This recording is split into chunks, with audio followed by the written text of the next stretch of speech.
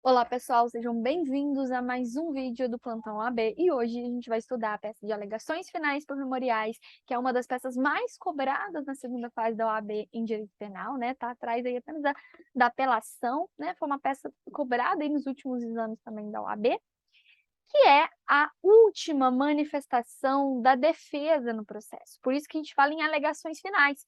Eu falo defesa, né? Mas alegações finais também tem para acusação, porque quando a gente fala de advogado criminal, né, é mais comum a gente ter atuação na defesa do que na acusação que fica a cargo do Ministério Público, né? Mas, enfim, as alegações finais, então, é a última possibilidade de defesa para o acusado, para o réu. E o nome, pessoal, da peça é alegações finais. Quando a gente fala alegações finais por memoriais, significa dizer que vai ser realizada por escrito. Por quê? Porque a regra das alegações finais é que elas sejam feitas de forma oral ao final da audiência de instrução e julgamento. Essa é a regra, né? Está lá no artigo 403 do Código Penal, do Código de Processo Penal. A exceção fica a cargo do 403, parágrafo 3º, e o 404, parágrafo único do Código Penal, que é quando a gente tem uma questão muito complexa, né, que fica difícil resolver só na audiência de instrução e julgamento, ou um número excessivo de réus, como, por exemplo, nas grandes operações de tráfico de drogas, que você tem lá 10, 15 réus, e como que você vai fazer, né? As alegações finais orais, a acusação e defesa daqueles 10, 20, 10, 15, 20 réus. Fica difícil. Em uma audiência só, não dá conta. Né? Então, o juiz tem essa possibilidade de deixar fazer as alegações finais por memoriais. E ainda quando houver requerimento de diligência no final da IJ, né? Uma juntada de um outro documento, ou a oitiva de uma outra testemunha que não foi referenciada ali, que foi referenciada ali, que não estava ali, o juiz sentia a necessidade de ouvir essa outra testemunha. Enfim, nessas situações, a gente pode ter as alegações finais por memoriais, por escrito, tá? Então, muitos alunos perguntam, professora, eu vou colocar alegações finais ou memoriais? Gente, o nome da peça é alegações finais. Por memoriais significa dizer que ela está sendo por escrito. Então, se você fala, eu, assim, não sei, eu, assim, já vi situações que até foi aceito, mas o correto mesmo é alegações finais por memoriais, né? Uma vez que alegações finais é o nome da peça e por memoriais é uma referência de que ela está sendo realizada por escrito, tá? Deixa eu ver. Ah, tá. Em relação ao prazo das alegações finais, né? Ela tem um prazo de 5 dias, tá? E é feito, esse prazo é contado a partir do momento em que você tem a intimação, né? Depois da audiência de instrução e julgamento, tá? Então, a resposta à acusação, ela vai acontecer por memoriais, né? Ela vai acontecer após a audiência de instrução e julgamento. Já encerramos a instrução, ou seja, já encerramos o momento de colheita de provas, e aí o réu ali vai ser intimado para apresentar as suas alegações finais, e aí depois vai para o juiz julgar, tá? Então, olha só, como as alegações finais são a última oportunidade do réu se pronunciar ali no processo, a última oportunidade de defesa do réu ali antes do juiz dar uma decisão, né, é o momento de você apresentar todas as teses de defesa, né, apresentar todas as suas teses ali. Então, pessoal, a peça de alegações finais por memoriais, ela vai ser dividida em teses preliminares, teses de mérito e teses subsidiárias, tá? As teses preliminares, eu não vou ficar me estendendo aqui, que é aquilo tudo que a gente já conversou lá na peça de resposta à acusação, né? Que são as nulidades, lá do artigo 564, é, a, eu falei para vocês do inciso 4, né? Das formalidades legais, então, se não houver oferecimentos propostos processual, a falta de citação, enfim, aquelas hipóteses de nulidade. A diferença, pessoal, entre memoriais e resposta à acusação, né, as preliminares, é que lá nos memoriais, a prescrição e a decadência, né, é apontada como tese de mérito, porque prescrição e decadência levaria à absolvição sumária. Aqui, nos memoriais, aqui nas alegações finais, prescrição, decadência são teses preliminares, tá? São teses preliminares e não de mérito, porque as teses de mérito vão estar lá no 386, né, que são as causas de absolvição, só por esse motivo, tá? Mas também, se você esquecer de colocar ali, colocar No mérito também não vai ter prejuízo, não, tá? Uma questão mesmo de organização, tá? Depois, nas teses de mérito, pessoal, as teses de mérito das alegações finais está lá no artigo 386. Então, é só você abrir o artigo 386, olhar inciso por inciso e ver em qual inciso se encaixa a sua situação. Até eu coloquei aqui para vocês, olha lá, artigo 386. Nós temos, ó, o juiz absolverá o réu mencionando a causa na parte expositiva desde que reconheça. Inciso 1, estar provada na existência do fato. Inciso 2, não haver prova da existência do fato. Tudo isso é o que diz respeito à materialidade. Então, você não está provada, ou melhor, está provada que o fato não existiu, então não tem por que, né, condenar o réu, vamos absolver, o fato não existiu, ou não houver provas da existência do fato. E isso é materialidade, né, que é sobre a existência do fato criminoso. Inciso 3, não constituir o fato infração penal, ou seja, o fato é atípico, né? Então, isso diz respeito à tipicidade. O inciso 4 diz estar provado que o réu não concorreu para a infração penal. O inciso 5 diz não existir prova de que o réu concorreu para a infração penal. Então, isso diz respeito à autoria, ou seja, a gente sabe que não foi ele ou há dúvidas de que foi ele, a autoria. E o inciso 6 fala das circunstâncias que excluem um crime ou que isentem de pena. Aqui a gente está falando de ilicitude e culpabilidade, né? Aí até fala para vocês, ó, quais são os artigos que você tem que olhar. Artigo 20, 21, 22, 23, 26, que quem não está por dentro, a gente analisou esses artigos lá na aula passada, que a gente falou da resposta à acusação. Na resposta à acusação, parte 1, a gente analisou todos esses incisos aí, tá? Depois vocês dão uma olhada lá se tiver dúvidas aí. E o inciso 7, não existir prova suficiente para a condenação, a absolvição por insuficiência de provas, tá? Então, basicamente, pessoal, o mérito das alegações finais de vocês vai estar traduzido nessa sigla aí, MATICS, onde o M é materialidade, o A é autoria, o T é tipicidade, o I é ilicitude, o C é culpabilidade e o S é subsidiariedade, que a gente vai falar agora. Então, olha só, aqui ó, já tem um esquema para vocês aí, podem tirar print disso aqui, ó. Já tem um esquema para vocês. Inciso 1 e 2 diz respeito à materialidade, inciso 3 diz respeito à tipicidade, o inciso 4 e inciso 5 diz respeito à autoria, o inciso 6 diz respeito à ilicitude e culpabilidade, o inciso 7, né, a causa genérica, que é quando a gente não tem nada, a gente alega isso, né, que é a absolvição por insuficiência de provas, tá? E aí, olha só, as teses subsidiárias, pessoal, porque eu falei para vocês, né, que as alegações finais vão ser divididas em teses preliminares, méritos subsidiários, né?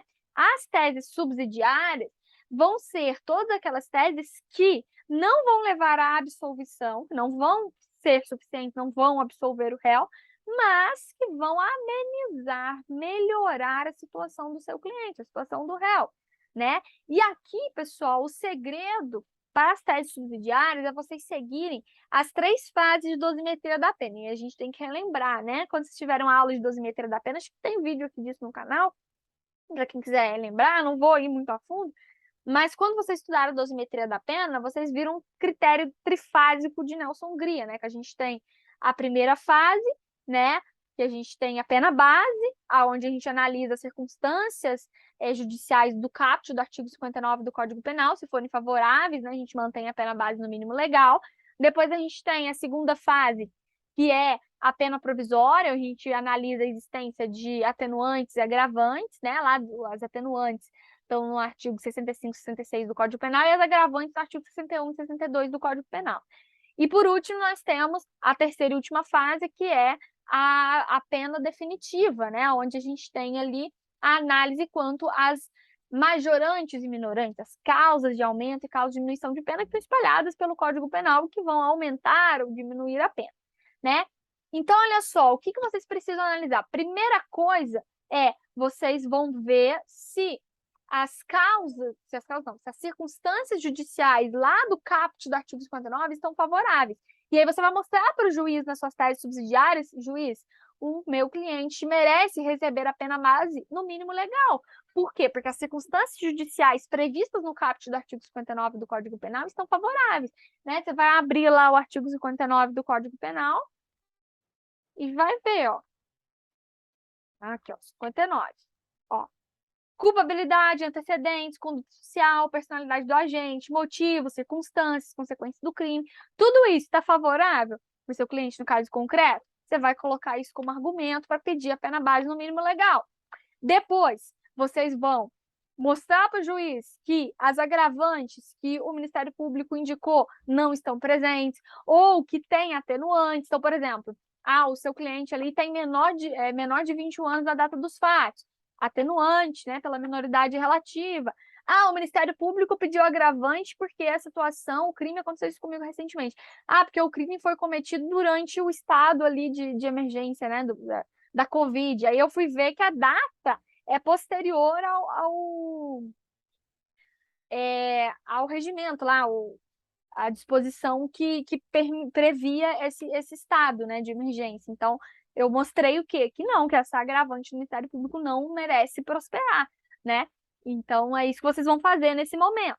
É mostrar que as agravantes que o MP indicou não estão presentes e indicar atenuantes, tá?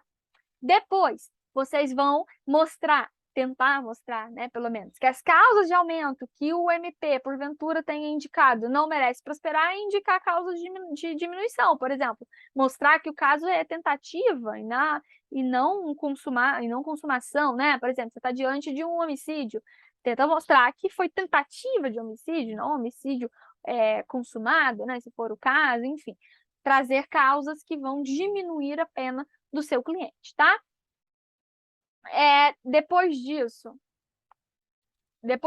você vai verificar qual é o regime carcerário, né? Vai lá olhar o artigo 59, inciso 2 do Código Penal, acumulado com 33 do Código Penal, e ver qual que é o regime inicial de cumprimento de pena, né? Tentar mostrar que é o regime mais brando. Então, você vai olhar lá, artigo 33, deixa eu abrir aqui para vocês. Olha lá, artigo 33. Parágrafo 2º. Tá lá, ó. A linha C. O condenado não reincidente cuja pena seja igual ou inferior a 4 anos poderá, desde o início, cumprir em regime aberto. Então, vamos supor que o crime que seu cliente cometeu, furto lá, de 1 a 4 anos. Então, o máximo é 4 anos. Então, vou mostrar que, diante disso, ele tem que receber aí o regime inicial de cumprimento de pena semiaberto, tá? Você vai colocar, de acordo com o artigo 33, parágrafo 2º, a linha C. Vou mostrar para o juiz que seu cliente merece um regime inicial menos gravoso, né? Mais brando. Depois, você vai tentar mostrar que está presente ali, que cabe ali a substituição da pena, né? De acordo lá com o artigo 44 do Código Penal. Ou, se não for caso de substituição da pena, mas couber o sursi da pena, que está lá no artigo 77, no sursi processual não, tá? Na suspensão condicional do processo, não. Suspensão condicional da pena, que está lá no artigo 77 do Código Penal, né? Que só é cabível quando não cabe a substituição do artigo 44. Aí você vai mostrar, tá? Inclusive, pessoal, sobre esse tema, substituição de pena e sursi, tem vídeos aqui no canal, tá? Para quem tiver dúvida aí, pode revisar. E, por fim, você vai verificar se não é caso de desclassificação, né? Se for caso de desclassificação, ou seja, de alteração de crime, né? Ele foi, por exemplo, está sendo denunciado por homicídio doloso, mas você percebe que, na verdade, é homicídio culposo, e você pede desclassificação, né? Ou está sendo denunciado por homicídio, você percebe que é infanticídio, né? A mãe que matou o filho logo após o parto em estado puerperal e está sendo denunciado por homicídio. Você mostra para o juiz, não, o crime tem que ser desclassificado para infanticídio. Então, desclassificação também é uma tese subsidiária, porque não vai resolver o problema no todo, né? Não vai levar à absolvição, mas vai melhorar a situação do seu réu aí, dependendo do caso, tá? Depois de todas essas teses, a gente parte para os pedidos, né? E aí os pedidos vai ser na ordem do que você colocou na peça. Diante de todo exposto, requer. Você vai colocar na ordem. Primeiro as teses preliminares, depois as teses de mérito, depois as subsidiárias, tá? E aí coloquei para vocês um modelo de peça, ó. Excelentíssimo senhor doutor juiz de direito da Vara Criminal da Comarca D. Pula algumas linhas, processo número tal, ó, em nome do acusado, já qualificado no processo em epígrafe, por seu advogado que subscreve com procuração anexa, vem, muito respeitosamente, perante Vossa Excelência, apresentar. Memoriais. Eu coloquei memoriais, mas como falei para vocês, né? Eu recomendo que escreva alegações finais por memoriais, com fulcro, com base, nos artigos 403, parágrafo 3º do Código Penal, 404, parágrafo 1 do Código Penal. Do Código de Processo Penal. Eu estou em dúvida em qual artigo, porque tem 2 artigos aí, né? O 403, parágrafo 3º, que fala da complexidade e da causa, do número excessivo de acusados, e o 404, parágrafo único, que fala da determinação de diligência. Se o enunciado lá da prova não deixar claro para vocês, se estiver na dúvida, coloca os 2 artigos, tá? Porque o excesso aí não vai prejudicar vocês, agora a falta vai. Então, se estiver na dúvida, coloca os 2 artigos, tá? Que não tem problema. Pelas razões de fato, fundamentos jurídicos a seguir expostos. E aí vocês começam pelos fatos, né? Uma breve análise mesmo, né? Só falar de qual o crime que está sendo denunciado, quando o crime aconteceu, a data de recebimento se você tiver, enfim, que ele foi intimado, que houve a audiência de instrução e julgamento, que ele foi intimado para as alegações finais. Só isso, tá? Bem breve mesmo. Depois você vai para o direito. Aí você vai abrir o tópico das preliminares, então você vai falar das nulidades, prescrição, decadência, enfim. Depois, o tópico do mérito, né, onde você vai falar lá do artigo 386, ver em qual inciso se enquadra ali do artigo 386, e depois da subsidiariedade, que você vai alegar qualquer outra tese que venha a melhorar a situação do seu cliente, né? Atenuante, pedir para a pena base ser fixada no mínimo legal, mostrar a presença de atenuantes, afastar agravante, mostrar a presença de causa de diminuição de pena e afastar causas de aumento de pena, né? Mostrar que ele merece iniciar em um regime inicial mais brando, né? O semiaberto, aberto. Mostrar que é caso de substituição de pena ou de sursi da pena, se não for o caso de substituição. Enfim, todas as teses que possam, de alguma forma, melhorar a situação do seu cliente, mesmo que ele não seja absolvido, tá? Aí, depois dos pedidos, diante de todo exposto requer, e você vai fazer os pedidos com base na ordem que você trouxe na sua tese, né? Primeiro os preliminares, depois o mérito, depois a subsidiariedade. Nestes termos, pede deferimento, local, data, advogado do OAB. Só isso, tá?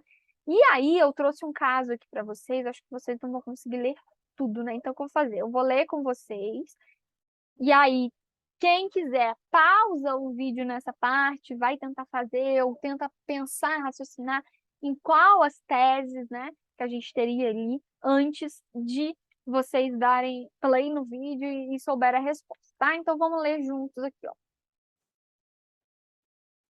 Em uma situação hipotética, no dia 10 de janeiro de 2021, por volta das 23 horas, Juliano dirige seu veículo por uma estrada. Quando decide fazer o retorno por um trecho interditado da via, que estava em obras, acaba atropelando Marcos, que andava de patins no local. Marcos acaba falecendo, mesmo após Juliano prestar socorro. No momento do atropelamento, o veículo estava a uma velocidade de 60 km por hora, o que veio a ser confirmado no curso do inquérito policial. Não se constatou qualquer sinal de embriaguez no motorista ou influência de outra substância. Ainda assim, o caso gera grande repercussão midiática. No dia 9 de fevereiro de 2021, é oferecida denúncia pelo Ministério Público, imputando a Juliano a prática do crime de homicídio doloso, descrito no 121 do Código Penal. Para o parquê, ao dirigir no local fechado ao tráfego, o acusado teria assumido o risco de atropelar pessoas, agindo, portanto, com dolo eventual. A denúncia é recebida e procedida à instrução.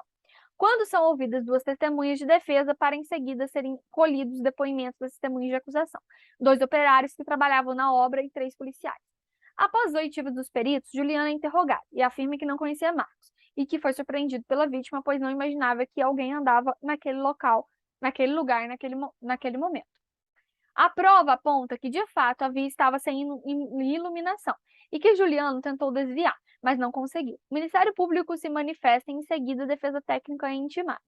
No dia 27 de abril de 2021, terça-feira. Considerando apenas os dados fornecidos pelo enunciado, redige na condição de advogado de Juliano a peça pessoal cabível diferente de habeas corpus, datando o último dia do prazo e apresentando todas as teses de direito penal, material e direito processual penal pertinentes ao caso. Então, olha só. Aqui o que a gente tem?